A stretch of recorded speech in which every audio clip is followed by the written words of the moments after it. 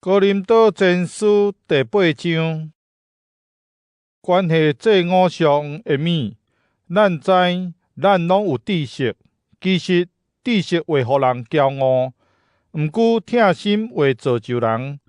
家己想讲有知识的，实际上应该知的，伊犹毋知。人若疼上帝，即个人上帝已经捌伊。所以关系食这五常的物，咱知世间的五常拢毋是真的，咱嘛知只有一位上帝，以外无别个。虽然伫天顶也是地上有所谓的神明，阁虽然有真侪神也是主，毋过咱只有一位上帝，就是天父，万有对伊来创造，咱为着伊来活。咱只有一位主，就是耶稣基督，万有通过伊创造，咱嘛通过伊来存在。毋过，毋是逐个人拢有即款知识。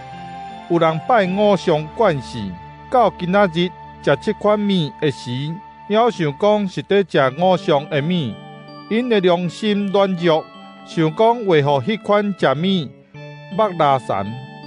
其实食物袂互咱较接近上帝，无食无损失，食嘛无较有利益。毋过着细字，毋通因为恁自由的行为，成做软弱的人信仰的阻碍。若有人良心软弱，看到恁所谓有知识的人伫五常的庙内啉食，安尼恁减毋是伫鼓励因食这五常的物，安尼。即个软弱的信徒，嘛是基督为着已死的人，会因为恁的知识来灭亡。